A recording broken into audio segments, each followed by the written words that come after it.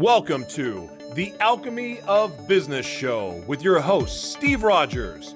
The Alchemy of Business Show is a podcast that mixes practical, actionable business solutions with soulful insights for anyone seeking deeper meaning in their lives and greater success in their work.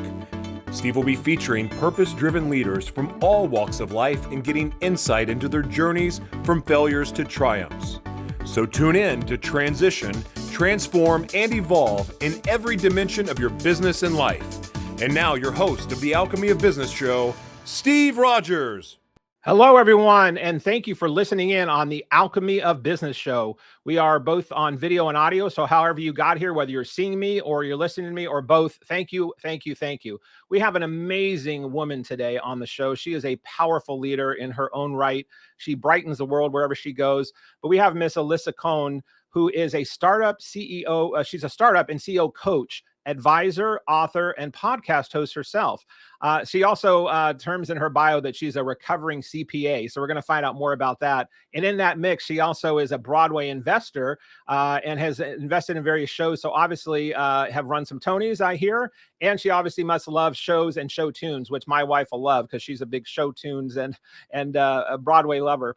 But she also helps startups. And as a CFO and her own knowledge about understanding finance, she learned in ways that she could take this out into the entrepreneurial world with helping in consulting. She also became successful enough that she is a current angel investor and she's an advisor. She was named the #1 global guru of startups in 2021. This is a global international thing that is voted on. And in the C-suite space, this is a pretty big deal. So I want to talk to her about how that came about. We also got connected originally through Marshall Goldsmith. Alisa and I've known Marshall for maybe 18 years now, and I'm going to find out how long Alisa has known him. But we're part of the Marshall Goldsmith Network, and we run in some of those circles with other coaches and leaders and executives. I've always been impressed with what she does in the world. And some of her articles that I follow, she's written articles on Forbes and Inc. and featured on Bloomberg and World News, et cetera, et cetera, et cetera. So without further ado, let's bring on Miss Alisa Cohn. Hey, Steve. Thank you so hey. much for having me. How are you? So good, so good. And you are zooming into us on StreamYard today from New York, From right? New York City. That's right. Absolutely. In the big city. Now, how long have you resided in New York? Has that been a lifelong thing, or did that become in recent years? In recent years, I'm from Boston originally, and I woke up one day and I thought, why am I in Boston? I need to be in New York. So I moved to New York. Although newsflash, as of March 1st, I live now in Montclair, New Jersey with my beau because after the pandemic, the pandemic changed everything. And so I kind of fled to Montclair, New Jersey with him, and we've been together living ever since. So I thought I'd make it official. Oh, good for you. Well, congrats on that. How did you both fare through the whole COVID global, like in the intensity of the initial like lockdown and all of that? Did it have havoc on you a lot or mildly, and you were helping everyone else maneuver through it? Because I know you helped so many people. So how did you personally get affected? And then how were you helping others? I know. I mean, that's a long, threaded kind of topic. But I would just say this. When the pandemic first happened in New York, first of all, New York was really affected by it. It was like traumatized by it. I moved out here to Montclair, New Jersey with Eric. We had a month of transition, shall we say. We had a few words with each other as we were kind of adjusting to the new reality. But as I like to say, I fled here with the clothes on my back and 400 pounds of kettlebells because fitness is everything, people. Fitness is everything. And, we sort of settled in here, and there was two things. First of all, I myself was quite upset. And at the same time, I was trying to figure out, how do I help my clients? So I really spent the first 2 or 3 months helping my clients adjust to their situations and figuring out where are they going, and how are they going to get there. But I would also say that the pandemic was the time that I personally wrote my book. So in terms of being able to serve a larger audience, scale my impact, being able to write and launch a book during the pandemic was very meaningful by using that time effectively. And I would also say for many people, being a role model about how to use this time. Yeah, that's awesome. Well, and I'm so glad that you did that, because so many people needed to hear about, learn about what you teach and what you do. So I'm glad that this pandemic birthed that, as devastating as the pandemic has been and still is for many, and this is not over by any stretch. And Right. who would have thought we would be coming into the third year of this? I mean, it's been tragic. There's no question. However, in also tragic, anything in life, there's also the other side, which is creation and goodness and birth. And with you looking at startups and all the stuff you're in, I am amazed. No, I'm not. I'm fascinated by the amount of startups and new products and new services and people that didn't even exist on the map in a business 2 years ago that are thriving and growing, or products that existed that were just kind of limping along that are now just going through the roof. So Yeah. how when you were with your clients, and I consult and coach various people as well, some of my clients got really squished and damaged and then recovered. One didn't make it.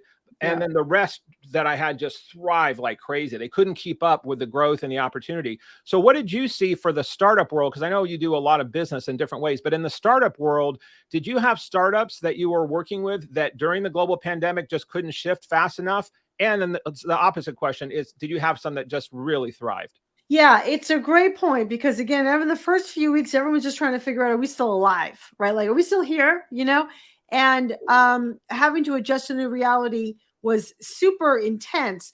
I did also have a number of clients who didn't make that leap, but my clients who did really figured out what the new opportunities are. So for example, one client I have, they really focus on helping on machine health. So helping machine or going to their clients and making sure that they can know what the machine, when the machine will break and fixing it before it breaks. So that's amazing. However, what they had to do was go install on client sites. And if they couldn't be there, then what was going to happen? So what they did instead was they figured out how they could enable self-service for their customers and had the whole self-service like line of business spring up from this example. So it's one example of like the way the constraints of the pandemic really helped flourish and create new business lines. And I had a lot of different examples of that from my client base.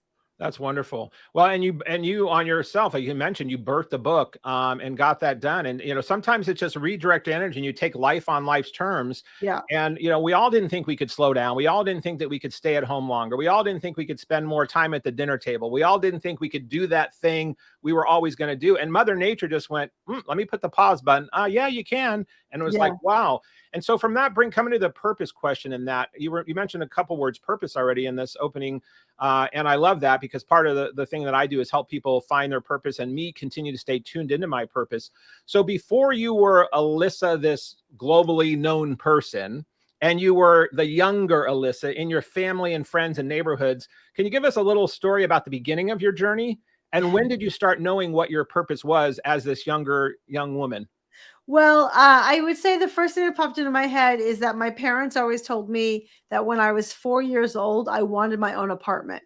So I would say I had an independent streak. The second thing that comes to mind is that when I was in sixth grade, I talked about this on the Tim Ferriss show. When I was in sixth grade, we were doing a play. My homeroom was doing a play, whatever it was. And for some reason, the teachers were just not present. And so people, for some reason, came to me to ask me, can I be this part? Can I be this part? And even at the time I thought, why are you asking me? So there was sort of something about me that wanted to be involved and to make a difference and to lead people into the right answer. So I think that's like the baseline of kind of how I almost like, discovered my journey, if you will. I guess I would add that I was part of a youth group. And the youth group, all the people would tell me, the adults in the youth group would say, we are peer led. And so I had no idea what that meant, but I did know that I was facilitating discussions for my colleagues who were 13 and 14 and 15 years old, just like me, well before I had any idea what facilitation was or peer leadership was. So I guess I would just say those are kind of the markers for me in my early days. But after business school, it was when I really realized that in my mind's eye, I was at PricewaterhouseCoopers, I was on the fast track to partner, and I kind of woke up one day and I just realized this is not it. I need to figure out what is going to be it. And in my mind's eye, I kept thinking to make a difference, that the work of my hands matters. And then I met a coach and everything came together. My interest in business, the facilitation experience I had, and my own sense of being sort of accountable and responsible for a bigger picture, for a bigger purpose, actually. Oh, I love that. Well, it's an interesting, you obviously were one of those born leaders. Do you believe that people are born leaders, or do you think that people both are born and then leaders can be created? Well, I think both, for sure. I think that what I have that other natural leaders have is kind of a presence, like a leadership presence. But that is not sufficient. And ultimately, it does not really carry you to where you need to be when you're thinking about being a leader.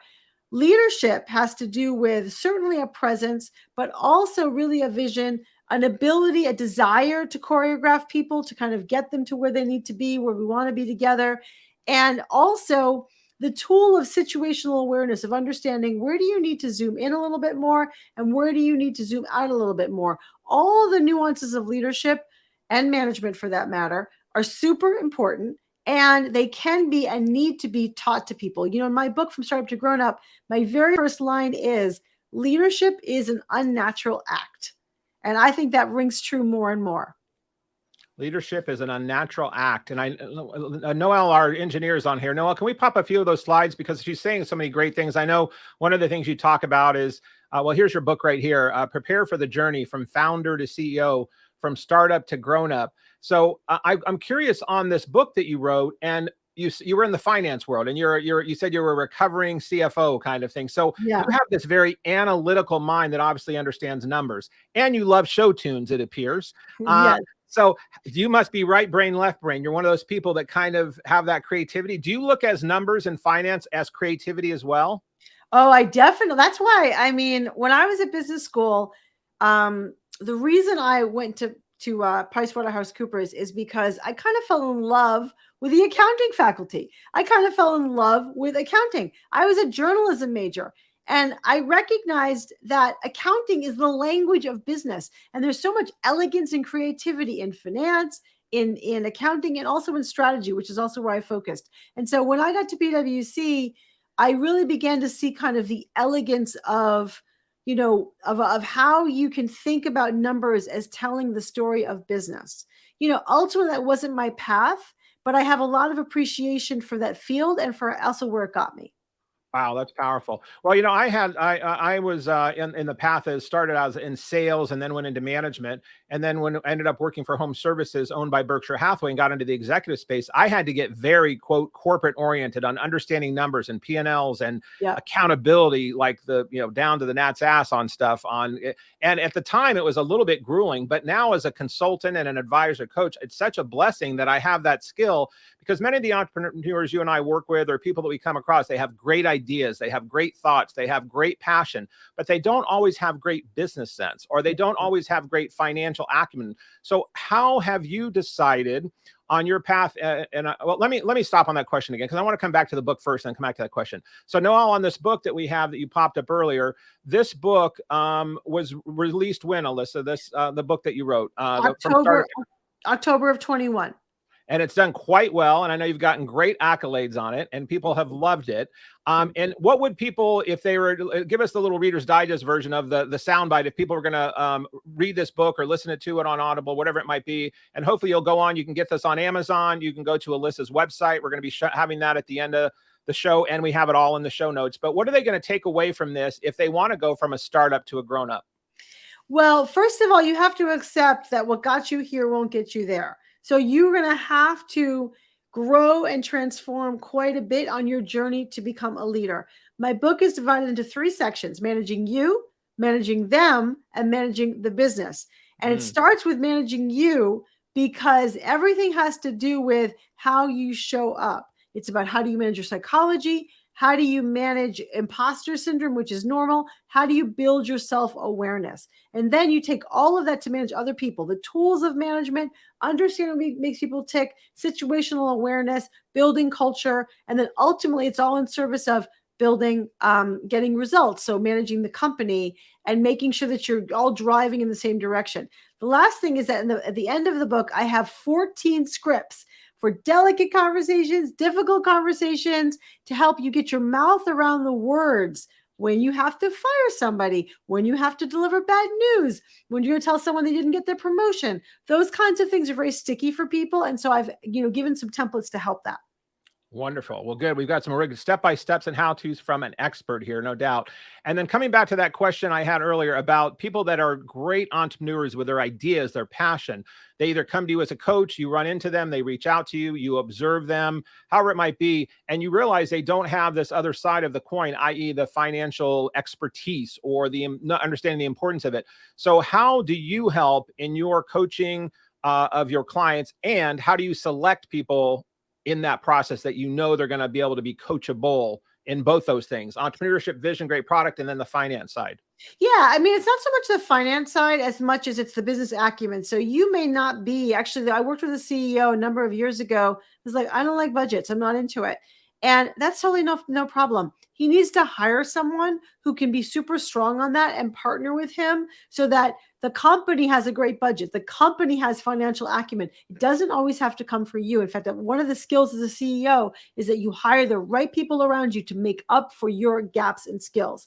And at the same time, when I think about everything, you have to grow anyway. So you have your product person or a salesperson, but you do have to learn some of the basics of business and being commercially oriented. Otherwise, your product will never see the light of day, because it's not just about what you think is cool. It's about what people are going to buy.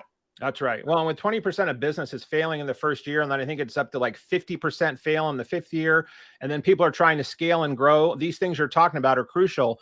And one of the things I found growing up the ladder of being an executive CEO and then running my own companies for years was not only did I have to learn and do what you just said, but in addition to delegating it out to people, whether it's a CFO or a CEO, I had to also learn to let go and give them the authority and the agreement between us both to tell me no.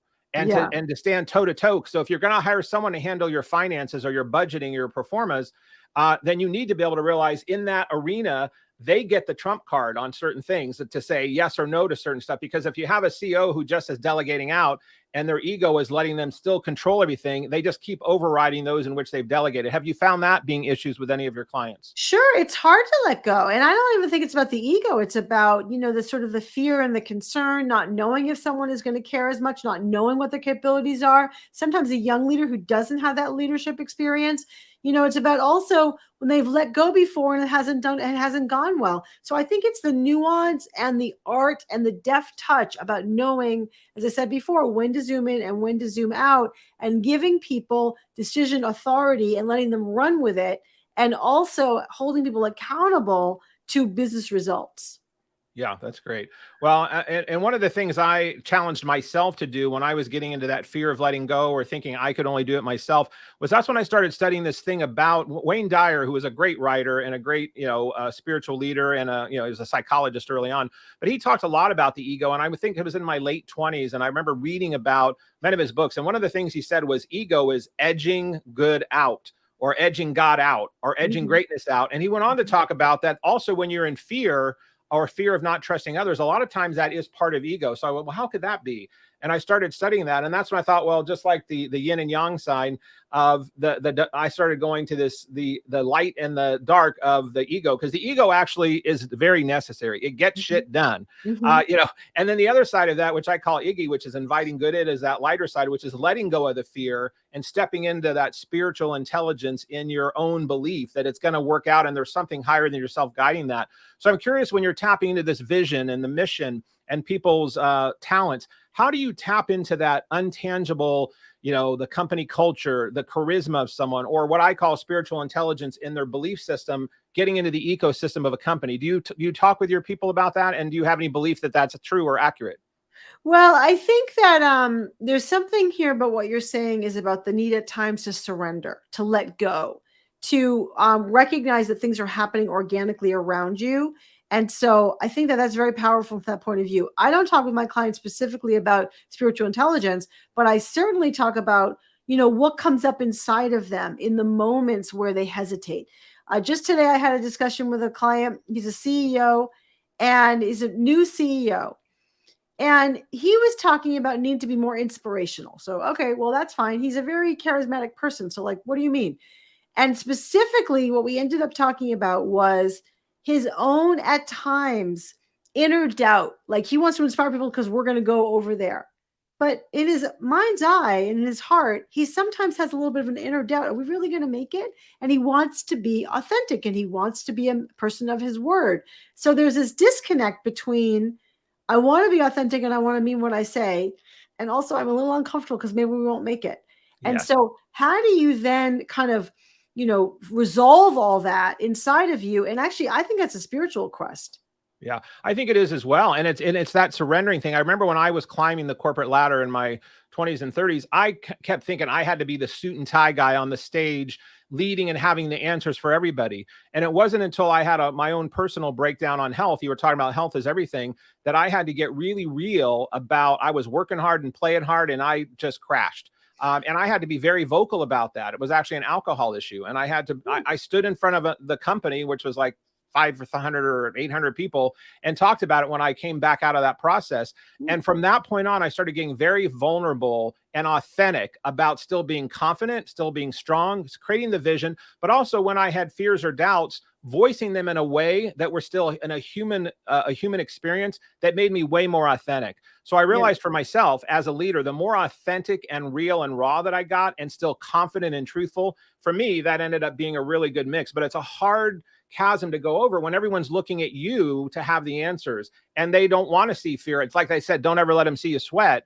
Well, sometimes letting them see you sweat and talking about why you're sweating can be really cathartic for your people around you. Yeah, because it shows your vulnerability and your humanity.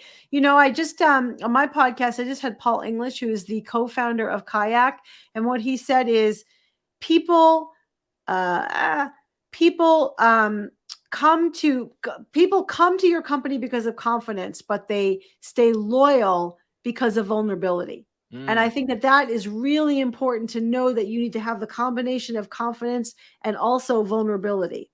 Yeah, that's great. And that vulnerability also could be translated as heart. They come for confidence and they stay for heart, showing them your heart. I want to pop back to something you said. I knew that you were on the show and talk about a serial entrepreneur, Tim Ferriss. For those of you who don't know Tim Ferriss, he's a serial entrepreneur. He's probably runs one of the top podcasts in the world. He was in the early days of many, many things starting up, and he's tested all kinds of things out, from jumping off a roof or jumping it, trying health products or doing some endurance thing. And he's brilliant. How did you meet him and how did you get on his show? And what did you take away from him as a little case study as well, with all that you teach about entrepreneurship? Did he fit that mold pretty well for you after you were on his show? Well, I met Tim, as we talk about on the show. A client of mine introduced me to Tim, and I did some work with him and his team for a few years.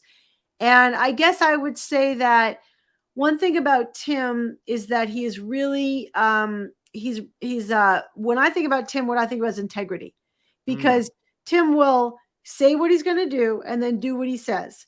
And if he's not going to do something, he won't say that he'll do something. And not only that, but he has this, one thing about Tim, he has an incredible presence. He's sort of a well-known meditator, and I can't speak to if that is what kind of activated his presence, but when he's with you and he's kind of one-on-one with you, he's very focused and a very present person.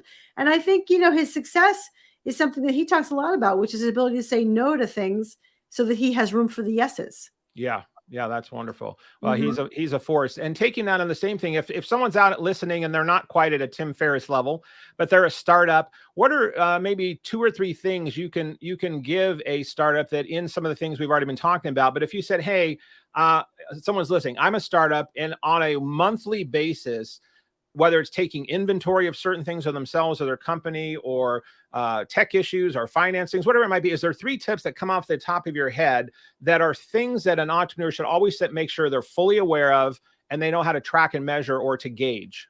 Well, I think it depends on what stage you're at. So I think it's actually about determining what are the key success metrics now. So early days, that might be sales. For example, one client I had, it would say early days, it was like sales. We just have to sell the things and get new logos.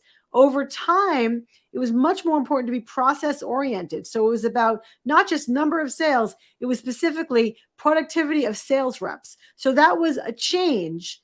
And it's important to be aware that your company has matured and things are going to change. I would add that it's normal, as you're a startup and people join your startup, as you get to be a bigger company, people are going to leave your startup, and that's no reflection on you. That's not taking it personally, but then you don't take it personally. But people don't want that same kind of environment as you grow. People sort of self-select. So I would say some things to be aware of are the fact that your company will change. You have to accept and embrace that it's going to change, and adjust and adapt and grow as a leader into the changes so that you can continue to lead that company. That's wonderful. Well, yeah, you're absolutely right. The startup stage versus a 10-year seasoned company that's made it to the next level. And one of the things I found myself is, regardless of those stages, for me, I did understand, and you talked about coaching in one of your slides and before, and I've had a coach since I was 26 years old, and I've had one every year that I've paid for and said, hey, for me, coaching is key. Coaching works. For you, before you became a coach, did you have a coach? I did not have a coach before I discovered coaching. So I discovered coaching and I was like, I want to be a coach. Like, it was clear. I met a coach at a conference when I was really in a seeking mode. And when I met her, I was like, that's what I want to do. What's that? And I followed her around the conference, and she spoke to, I was a volunteer. She spoke to the volunteers. I was like, that's amazing. I followed her around the conference, and I saw her in a group of 500 people say, as she was speaking, who wants to stand up right now and have some live coaching? And I thought, wow, what's going to happen now? And someone stood up and she did 20 minutes of live coaching. And I thought, oh my gosh, I could never do that. But I also thought I could do that. And that was the moment, right? Violins played. So what do you do? Well, I actually followed her around. I said, what should I do? She said, take coach training and hire a coach. Fine. So I hired a coach. And ever since then, I've had a number of different kinds of coaches, including, of course, the great Marshall Goldsmith, who's been kind enough to be a mentor, coach, guide, friend, muse for 16 years.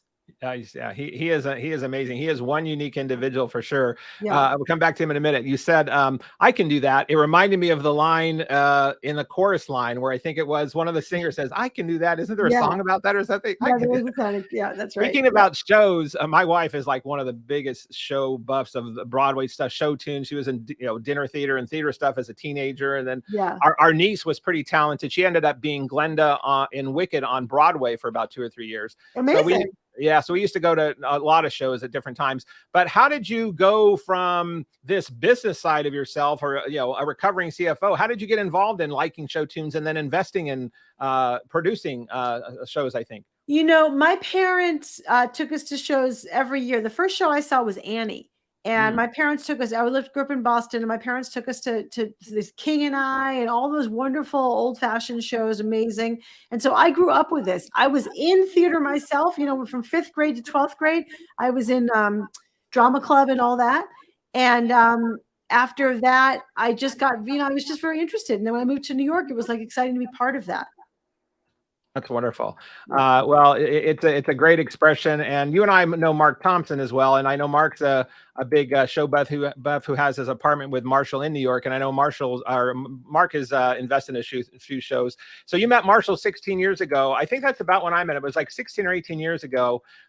He had his dog Bo then, and I was I wasn't the CEO yet, but I was the president of Prudential California Realty, and I was looking for a new coach, and I happened to see Marshall on the front page of the San Diego Business Journal, and he was sitting in a meditative pose on the floor with his leg crossed in his green shirt with his little dog Bo sitting next to him. But it was in the business section. Yeah. And I'm like, oh, they must have gotten the wrong photo in the business section, because it started with Buddhist something, and then it was all about Marshall. I'm like, this guy looks really fascinating. And I saw he lived in Ranch Santa Fe, which was not far from where I was. So I emailed him. And as he, took a while to get back because he was traveling, but you know how he does his greetings from London or greetings from New York. And the next thing I know, I invite him to lunch, and we were having lunch downtown San Diego. At the time, when I found out what he charged, because the way he gets hired by boards, it was definitely out of my budget range. But he said, do you like to walk dogs? I go, yeah, I like to walk dogs. Why? And he goes, well, you live pretty close to me. He goes, on weekends, if I'm home, I always walk my dog Bo. If you'd ever like to come over and walk Bo. So the next week or two, I emailed him and said, hey, Marshall. And then for 3 or 4 years, every month or two, I'd be walking Bo with Marshall, and he's just a kick. So what have you learned from Marshall on your own path and journey? And I know he's a big fan of yours, and gives you major accolades, as well deserved. So how did you guys meet, and how did you guys stay in contact and in friendship and mentoring for so long? Steve, we have a very similar experience of how we met Marshall. Oh, yeah? Yeah. So I saw that article that Marshall had in the New Yorker. And I thought, like, it was in 2003, 2004. I was a baby coach, but I thought, oh, that's like, that made me feel more confident. Like, that is my philosophy. And then at some point I was going to winter in San Diego. And so I realized, hey, Marshall Goldsmith lives in San Diego. I'm going to find that guy. So I couldn't find him. So I emailed him and said, I'd love to come over. No, I didn't love to come over. I would love to meet you, even if it's for a little period of time, even if it's for a short period of time, even if it has to be scheduled far in advance. A week later, he emailed me, greetings from, wherever. And he said, I do this on the weekends when I walk my dog.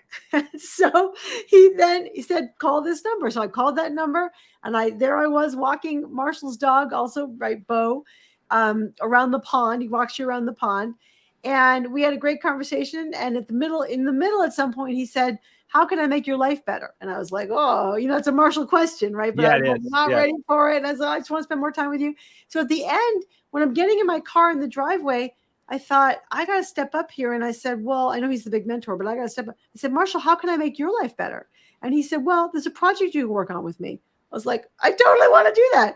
So in the end, I worked on a project with him, and then more and more for a couple of years, shoulder to shoulder, right, in the coaching trenches.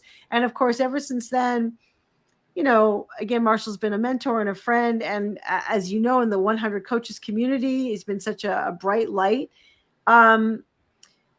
What was the other question?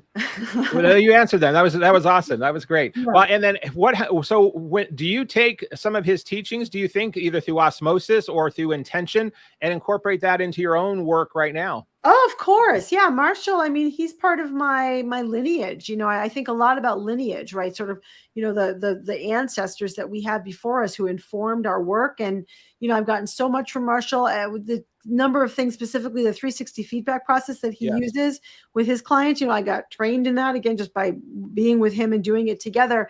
But then also when you see him with his clients, the joy, the fun, it's like, this is serious work, but he does it with so much joy and love and fun. And that is an amazing thing to be part of. And I've taken a lot from that.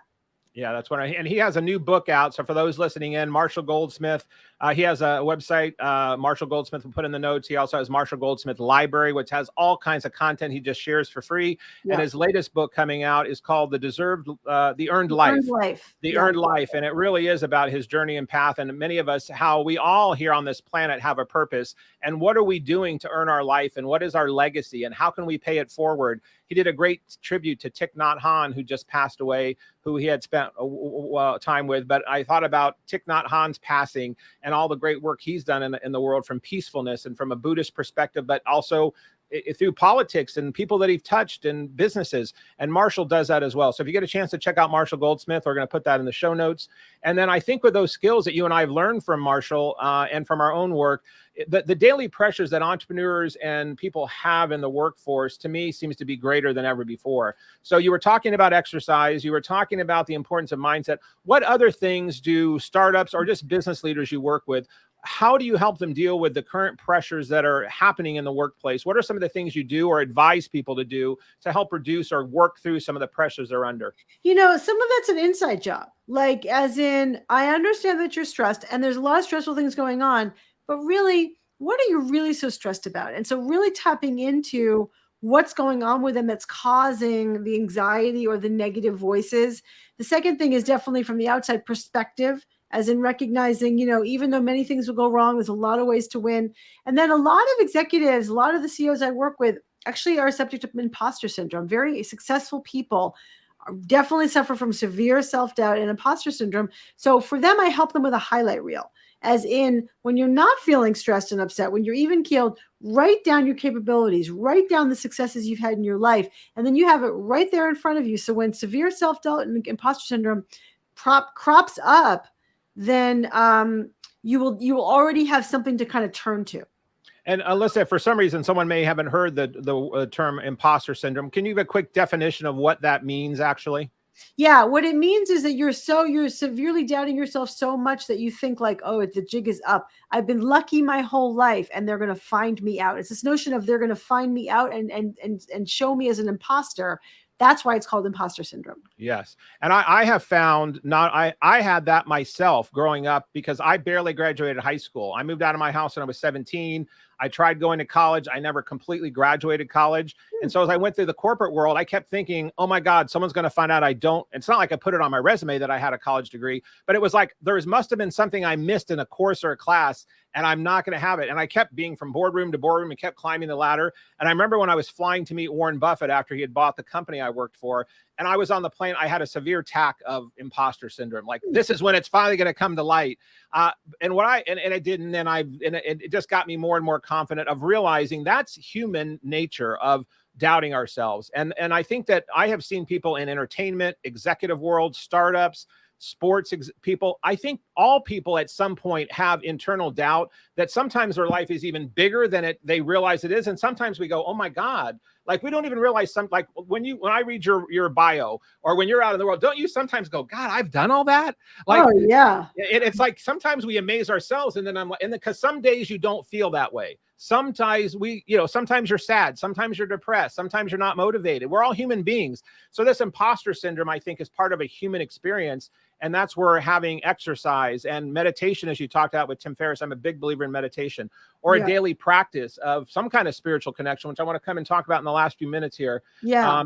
We have about just 5 or 6 minutes left, but I want to jump into something. We've got Noelle, our engineer, but Noelle, let's make sure everyone is, anyone that's viewing is seeing Alisa's website, alisacohn.com. And we're going to put that in the show notes. So she's got a great site where you can go and learn about her. She has her own podcast, workshops, et cetera, et cetera. I also know you've got something where you're being featured at a pretty cool thing coming up in an event about your book, right? What's that going to be? Well, I finally got invited to Davos. So that's exciting. And I'm going to give a book talk at Davos. And Davos was, of course, this year because of COVID, moved from January to May. So that's upcoming. And I have a bunch of other talks, and I'm so excited to be re-engaging in the world of in-person events. Well, she kind of said that a little shy there, but she is invited to Davos. I want to underscore that. That is a big deal. Congratulations. Thank you, Steve. I will say that if I think about the 5 year ago, Alisa, being invited to Davos, going to TED, doing all these things, it really is. Sometimes we sort of normalize it. And it's really, for me, it's a big deal. It is a big deal. I want you to have a higher, stronger voice when you say it next time. Okay, thank you, Steve. It's so cool, and I'm so happy for you. Thank you. You also have some scripts that you have here. One of the things that Alisa has, if you're seeing the screen, and if you can't see the screen, we're going to be in the show notes, but she has some things that she has said. People say, what do I actually say? So sometimes just giving people the words to say, Alisa, gives them the confidence and helps them get past their imposter syndrome. Can you talk a little bit about this thing here? And then we're going to jump into some Instagram fun things we're going to talk about.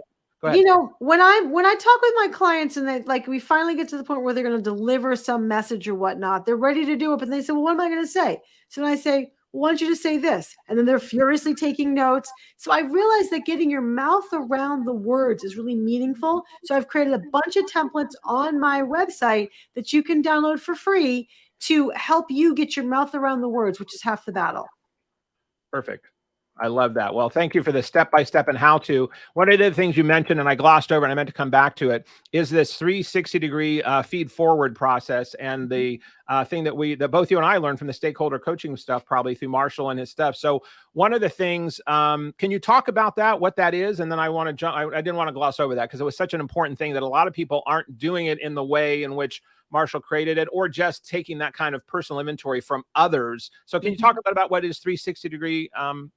Sure. 360-degree feedback is when I ask sort of what's working and not working, strengths and development opportunities, and suggestions for the future, to your point about feed forward, of everybody around the CEO I'm working with.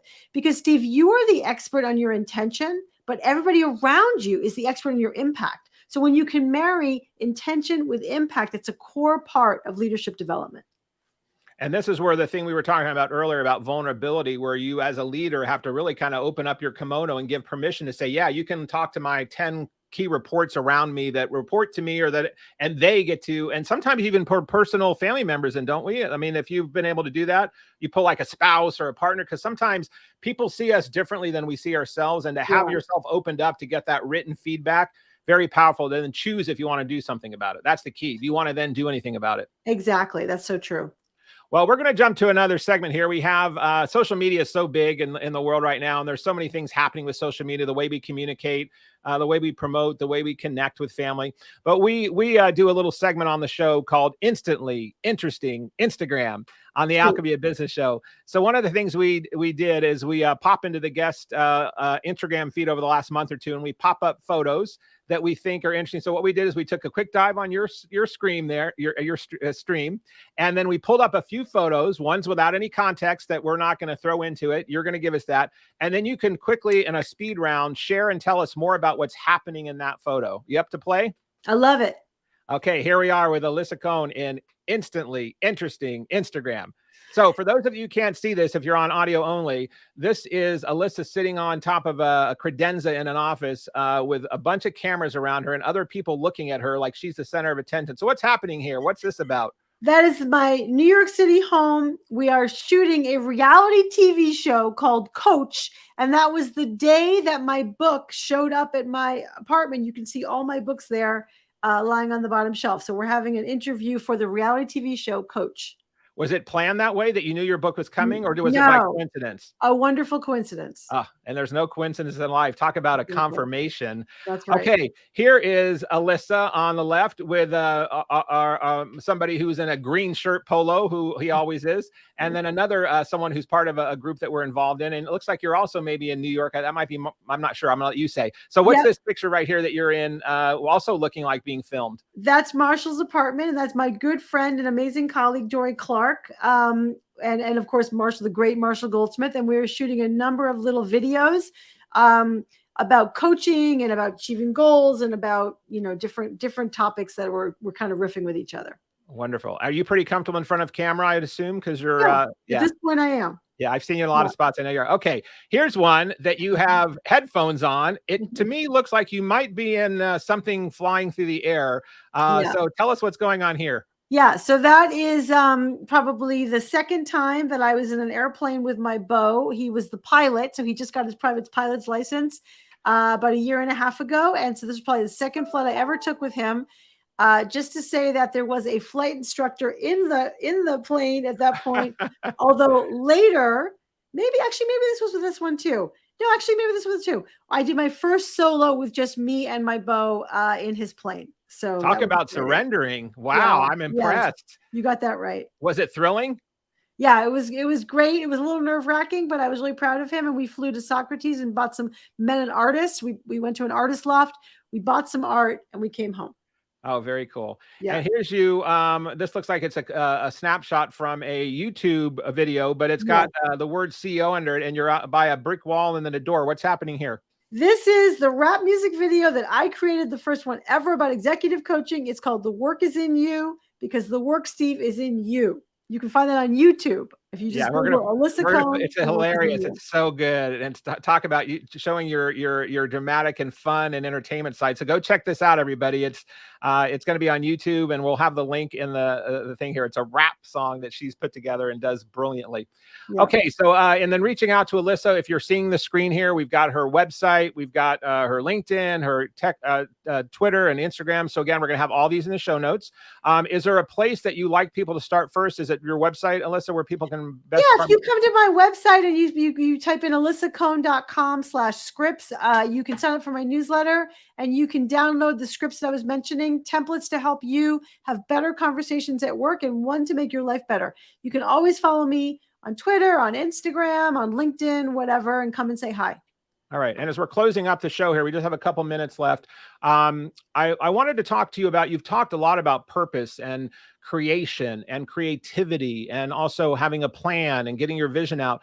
Let's talk about on your own path. You have had an amazing life. You have really been a mentor, a guide, a leader, and an inspiration to many. And for some people, that they may call that you finding your purpose is some kind of a spiritual connection to the universe, of tapping into what your purpose and stuff is. Do you have a definition for yourself about what spirituality is to you in your life or world that you live in?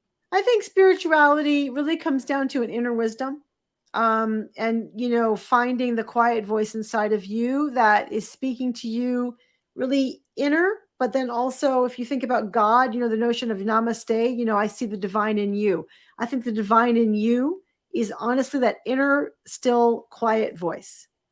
Yeah, that's wonderful. And then how do you tap into that? How do you yourself, you or your beau or how do you have those aha moments or tapping into that energy? Do you consciously do it, or is it subconscious that it just flows when it's there? I think it flows when it's there, but also I can be I and my beau at times are very intentional with a gratitude practice, which we do every day. Every time we're eating together, especially at home, we have a gratitude practice together. And for me, meditation helps that. And there are times that I pray. I pray for direction. That's wonderful. And we talked about meditation earlier with Tim Ferriss that brought up, and I do the same. I'm a big believer in prayer and meditation. And to me, prayer is when I'm speaking to the universe, or I do choose to call my higher power God. And meditation for me is when I'm distinctly listening, like I'm listening to the universe. And one of the things, in wrapping up here, Noelle, on slide 20, Alisa already mentioned the word gratitude, but one of the things in the Iggy principles on slide 20 here, Noelle, is that we've got, these different components. The next slide, Noelle, is the components that the Iggy is about bringing in prayer or gratitude or forgiveness or integrity. But since I always ask people on this, where would pop out to them the most. So you mentioned prayer already, and you mentioned gratitude. And I look at that as a component in a balance sheet or a P&L of business and life. So can you speak, as we wrap up the show, for the audience listening in, as we wrap up, from your perspective, what is your gratitude that you have right now in your life that you're most grateful for? Oh, so many things. I'm grateful to be safe. I'm grateful for my health. I'm grateful to be able to make a difference for people. I'm grateful that my faculties are being used in service of a greater good. And that's wonderful. And we are grateful that you were on our show today, The Alchemy of Business, Miss Alisa Cohn. So thank you for your wisdom. Thank you for sharing your time. Thank you for the wonderful things you're out doing in the world. You are making it a better place, and we so appreciate it.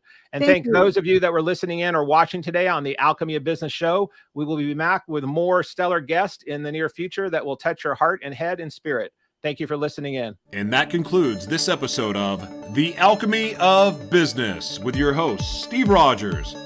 If you found value in today's broadcast, please consider liking, subscribing, sharing with friends, and leaving a review. Thank you so much, and we'll see you next Thursday for another episode. Be blessed, and see you soon.